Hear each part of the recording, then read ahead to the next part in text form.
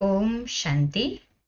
27 अक्टूबर 2024 की अव्यक्तवाणी है। Revise date है 8 अक्टूबर 202। टाइटल है आत्मिक प्यार की मूर्ति बन, शिक्षा और सहयोग साथ साथ दो। विशेष मधुबन निवासी भाई बहनों से मुलाकात है। आज प्यार के सागर बाप दादा अपने मास्टर ज्ञान सागर बच्चों से मिलन मना रहे हैं। ये परमात्मा प्यार बच्चों की पालना का आधार है। जैसे परमात्मा प्यार ब्राह्मण जीवन का आधार है, ऐसे ही ब्राह्मण संगठन का आधार आत्मिक प्यार है। जो आत्मिक प्यार आप बच्चे ही अनुभव कर सकते हो। आज के विश्व की आत्माएं इस सच्चे निस्वार्थ आत्मिक परमात्मा प्यार की प्यासी है। ऐसा सच्चा प्यार सिवाय आप ब्राह्मण आत्माओं के किसी को प्राप्त नहीं हो सकता। प्यासी आत्माओं की प्यास पूर्ण करने वाले अपने को हर समय परमात्मा प्यार व आत्मिक प्यार में समाये हुए अनुभव करते हो। प्यार के दाता व देवता सदा रहे हो। चलते फिरते आत्मिक प्यार की वृत्ति, दृष्टि, बोल, संबंध, संपर्क अर्थात कर्म अनुभव करते हो। कैसी भी आत्मा हो, लेकिन आप ब्राह्मणों की नेचुरल वृत्ति ब्राह्मण नेचर बन गई है ना। बनानी पड़ती है या बन गई है। Follow father, follow mother. अपने ब्राह्मण जन्म के आदि समय को याद करो। भिन्न भिन्न नेचर वाले बाप के बने। प्यार के सागर बाप ने एक ही प्यार के सागर के स्वरूप की अनादि नेचर से अपना बना लिया ना। कहीं हाँ जी बाबा। अगर आप सब की भिन्न भिन्न नेचर देखते तो अपना बना सकते। तो अपने से पूछो, मेरी नेचर क्या है। किसी की भी कमजोर नेचर वास्तव में ब्राह्मण जीवन की नेचुरल नेचर मास्टर प्रेम का सागर है।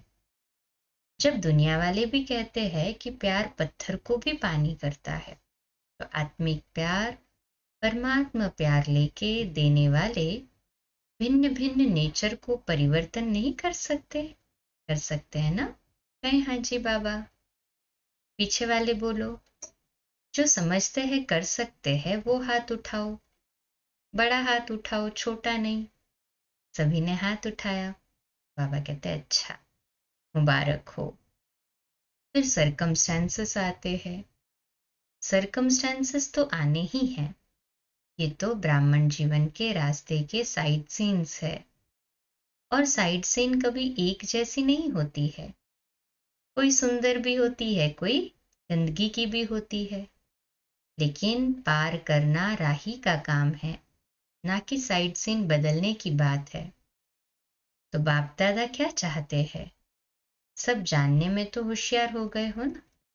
आज मधुबन निवासियों को विशेष चांस मिला है। गोल्डन चांस है ना। अच्छा, इस गोल्डन चांस का रिटर्न क्या। बड़े उमंग उत्साह से चांस लिया है। वैसे नीचे बैठने वाले भी मधुबन निवासी है। उसने कहा मधुबन निवासी भाई बहनों के अलावा अन्य सभी पांडव भवन में मुरली सुन रहे हैं। बाबा कहते लेकिन आज सिर्फ ग्रुप को मिलने का चांस है। इतना इकट्ठा तो दूर दूर हो जाते हैं, इसलिए थोड़े थोड़े भाग बनाए हैं। बाकी है सभी मधुबन निवासी। जब सेंटर पर रहने वालों की भी परमानेंट एड्रेस मधुबन ही है ना, तो ब्राह्मण अर्थात परमानेंट एड्रेस मधुबन। घर मधुबन है, बाकी सेवा स्थान है। तो नीचे वाले ऐसे नहीं समझे कि आज हमको मधुबन निवासियों से निकाल लिया है। नहीं, आप सब मधुबन निवासी है। सिर्फ आपको सामने बाप दादा देखने चाहते हैं, तो छोटे ग्रुप में देख सकते हैं। अभी देखो, पीछे देखने वाले भी इतने स्पष्ट नहीं दिखाई देते हैं। ये नजदीक वाले स्पष्ट दिखाई देते हैं। लेकिन पीछे वाले दिल से दूर नहीं है, नीचे वाले भी दिल से दूर नहीं है। तो बाप दादा यही चाहते हैं कि वर्तमान समय प्रमाण लव और लॉ का बैलेंस रखना पड़ता है। लेकिन लॉ और लव का बैलेंस मिल करके लॉ नहीं लगेंगे, लॉ में भी लव महसूस हो। बाबा कहते हैं लेकिन लॉ और लव का बैलेंस मिल करके लॉ नहीं लगे, लॉ में भी लव महसूस हो। जैसे साकार स्वरूप में बाप को देखा, लॉ के साथ लव इतना दिया जो हर एक के मुख से यही निकला कि बाबा का मेरे से प्यार है, मेरा बाबा है। लॉ जरूर उठाओ लेकिन लॉ के साथ लव भी दो। सिर्फ लॉ नहीं, सिर्फ लॉ से कहाँ कहाँ आत्माएं कमजोर होने के कारण दिल शिकस्त हो जाती है। जब स्वयं आत्मिक प्यार की मूर्ति बनेंगे तब दूसरों के प्यार की, अर्थात आत्मिक प्यार, दूसरा प्यार नहीं, आत्मिक प्यार अर्थात हर समस्या को हल करने में सहयोगी बनना। सिर्फ शिक्षा देना नहीं, शिक्षा और सहयोग साथ साथ देना, ये है आत्मिक प्यार की मूर्ति बनना। तो आज विशेष बाप दादा हर ब्राह्मण आत्मा को, चाहे देश चाहे विदेश, चारों ओर के सर्व बच्चों को यही विशेष अंडरलाइन करते हैं कि आत्मिक प्यार की मूर्ति बनो और आत्माओं के आत्मिक प्यार की प्यास बुझाने वाले दाता देवता बनो। ठीक है ना? अच्छा, फिर बाप दादा ने मधुबन वालों से चिट चैट की तथा सभी को नजर से निहाल करते दृष्टि दी। फिर हॉस्पिटल, आबू निवासी तथा पार्टियों से अव्यक्त बाप दादा की मुलाकात है। सभी अपने को खुशनसीब समझते हो। सारे विश्व में सबसे बड़े ते बड़ा नसीब किसका है? अरे क्या समझते हैं कि सबसे बड़े ते बड़ा नसीब मेरा है? अरे कैसा समझते हैं? जब खुश नसीब है तो खुश रहते हैं, सदा खुश रहते हैं, कभी कभी तो नहीं है ना। जब बाप दादा ने भाग्य का सितारा चमका दिया तो चमकते हुए सितारे को देख खुश रहते हो। दिल में सदा खुशी के बाजे बजते हैं। बजते हैं? कौन सा गीत दिल गाती है? वह मेरा श्रेष्ठ भाग्य वह। ये गीत गाते हो ना? सारा कल्प आपके भाग्य का गायन होता रहता है। आधा कल्प भाग्य की प्रारब्ध भोगते हो और आधा कल्प आपके भाग्य का गायन अनेक आत्माएं गाती रहती है। सबसे विशेष बात है कि बाप को सारे विश्व में से कौन पसंद आया? आप पसंद आए ना? कितनी आत्माएं हैं, लेकिन आप ही पसंद आए। जिसको भगवान ने पसंद कर लिया उससे ज्यादा क्या होगा? तो सदा बाप के साथ अपना भाग्य भी याद रखो।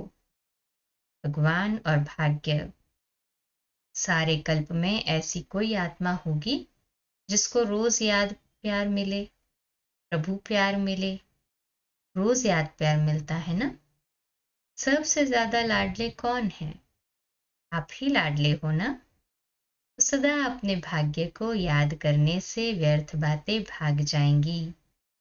भगाना नहीं पड़ेगा, सहज ही भाग जाएंगी। अभी वर्तमान समय के प्रमाण संगम युग के समय का महत्व समझकर हर सेकंड अपनी प्रारब्ध श्रेष्ठ बनाते रहो। एक सेकंड भी व्यर्थ नहीं जाए, क्योंकि एक एक सेकंड का बहुत बड़ा महत्व है। सेकंड नहीं जाता लेकिन बहुत समय जाता है और ये समय फिर नहीं मिलना है। समय का परिचय है ना, अच्छी तरह से स्मृति में रहता है। देखो, आज आप सबको स्पेशल टाइम मिला है ना। अगर इकट्ठे तो, हाँ बाबा कहते हैं अगर इकट्ठे आते तो दिखाई भी नहीं देते। अभी देख तो रहे हैं कौन कौन है। सब विशेष आत्माएं हैं। सिर्फ अपनी विशेषता को जान, विशेषता को कार्य में लगाओ। ड्रामानुसार हर ब्राह्मण आत्मा को कोई न कोई विशेषता प्राप्त है। ऐसा कोई नहीं है जिसमें कोई विशेषता नहीं हो। तो अपनी विशेषता को सदा स्मृति में रखो और उसको सेवा में लगाओ। हर एक की विशेषता उड़ती कला की बहुत तीव्र विधि बन जाएगी। सेवा में लगाना, अभिमान में नहीं आना, क्योंकि संगम पर हर विशेषता ड्रामानुसार परमात्मा देन है।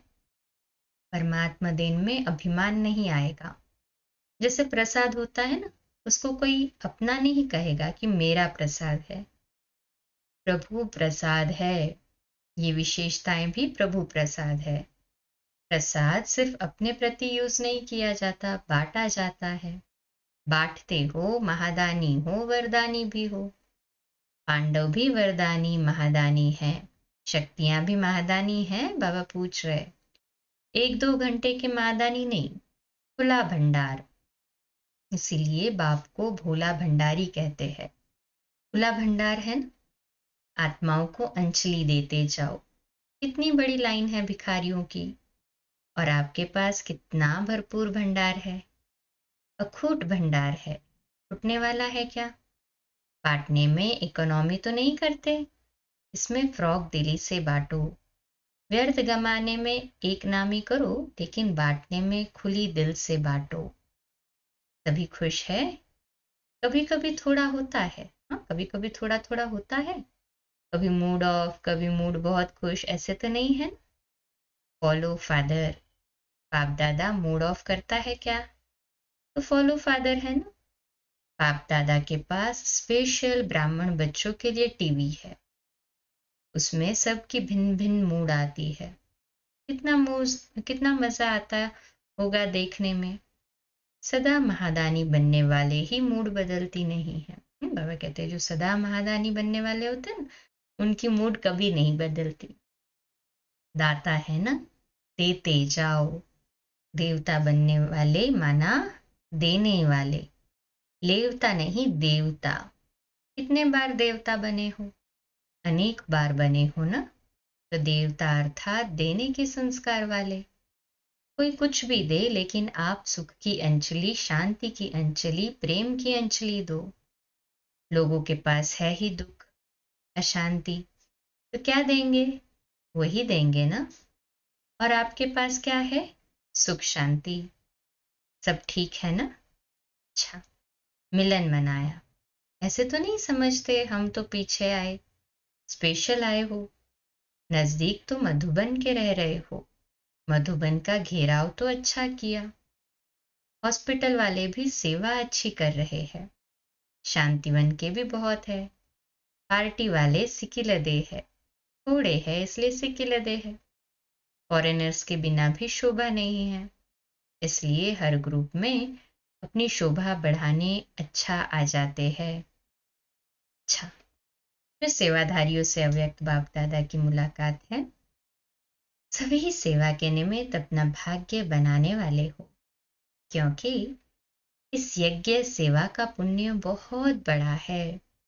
तन से सेवा तो करते हो, लेकिन मन से भी सेवा करते रहो तो डबल पुण्य हो जाता है। मनसा सेवा और तन की सेवा, जो भी आते हैं सेवाधारियों की सेवा से वायुमंडल में देख करके अपना लाभ लेकर जाते हैं। तो जितने भी आते हैं सेवा के समय, उतनी आत्माओं का पुण्य या दुआएं जमा हो जाती है। ऐसे सेवा करते हो, तन से भी और मन से भी। डबल सेवाधारी हो या सिंगल, कौन हो? डबल। डबल करते हो ना, सेवा का प्रत्यक्ष फल भी मिलता रहता है। जितना समय रहते हो एक्स्ट्रा खुशी मिलती है ना, तो प्रत्यक्ष फल भी खाते हो, दुआएं भी जमा होती है, भविष्य भी बना और वर्तमान भी बना। बाप दादा को भी खुशी होती है कि बच्चे अपनी प्रारब्ध बहुत सहज और श्रेष्ठ बना रहे हैं। बस सेवा सेवा और सेवा, और किसी बातों में नहीं जाना। सेवा अर्थात जमा करना। जितना भी समय मिलता है तो डबल कमाई करो, प्रत्यक्ष फल भी भविष्य भी। सेवा का चांस भी आप आत्माओं को प्राप्त है। सेवाधारियों से बाप दादा का विशेष प्यार होता है, क्योंकि बाप दादा भी विश्व का सेवक है। तो समान हो गए ना। मन को बिजी रखते हो या खाली रखते हो? मधुबन अर्थात याद और सेवा।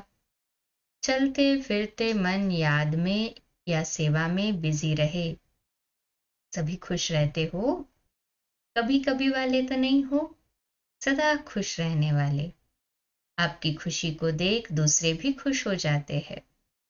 सेवाधारियों को भी टर्न मिला, खुश हो ना? टर्न मिला ना विशेष। मधुबन वालों के निमित्त आपका भी गोल्डन चांस हो गया। स्वयं सदा स्वमान में रह उड़ते रहो। स्वमान को कभी नहीं छोड़ो। चाहे झाड़ू लगा रहे हो, लेकिन स्वमान क्या है? विश्व की सर्व आत्माओं में श्रेष्ठ आत्मा हूं। तो अपनी रूहानी स्वमान कोई भी काम करते भूलना नहीं। नशा रहता है ना, रूहानी नशा। कहे हाँ जी बाबा, हम किसके बन गए? भाग्य याद रहता है ना, भूलते तो नहीं हो। जितना भी सेवा के लिए मिलता है उतना समय एक एक सेकंड सफल करो, व्यर्थ नहीं जाए, साधारण भी नहीं। रूहानी नशे में, रूहानी प्राप्तियों में समय जाए, ऐसा लक्ष्य रखते हो ना? अच्छा, ओम शांति। हम रूहानी बच्चों की, रूहानी बाप दादा को ना याद प्यार, गुड मॉर्निंग और नमस्ते।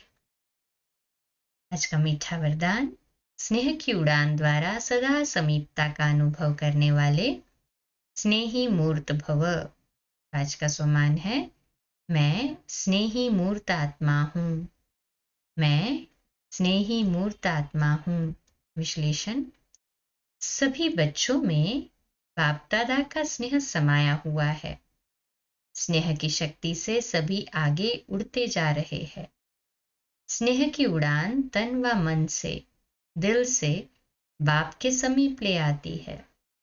बल ज्ञान योग धारणा में सब यथाशक्ति नंबरवार है, लेकिन स्नेह में हर एक नंबर 1 है। ये स्नेह ही ब्राह्मण जीवन प्रदान करने का मूल आधार है। स्नेह का अर्थ है पास रहना, पास होना और हर परिस्थिति को बहुत सहज पास करना। स्लोगन है, अपनी नजरों में बाप को संभालो तो माया की नजर से बचे रहेंगे। अव्यक्त इशारा आज का, ब्राह्मण अर्थात सबके दिल पसंद, स्वभाव संस्कार वाले। मेजॉरिटी 95% के दिल पसंद जरूर हो। दिल पसंद अर्थात सर्व से लाइट। हर बोल कर्म और वृत्ति से हल्कापन अनुभव हो। आपके कर्म वृत्ति उसको परिवर्तन करे, इसके लिए सहन शक्ति धारण करो। भल कोई किसी भी संस्कार के वश परवश आत्मा हो, उस आत्मा को भी सहयोग दो। कोई का हद का संस्कार प्रभावित न करे। अच्छा, कम बोलो, धीरे बोलो, मीठा बोलो, सत्य बोलो, सोच समझकर बोलो। निमित्त भाव, निर्माण भाव, निर्मल वाणी। आज का नया दिन आप सभी को मुबारक हो, मुबारक हो, मुबारक हो। शुभ दिवस। ओम शांति।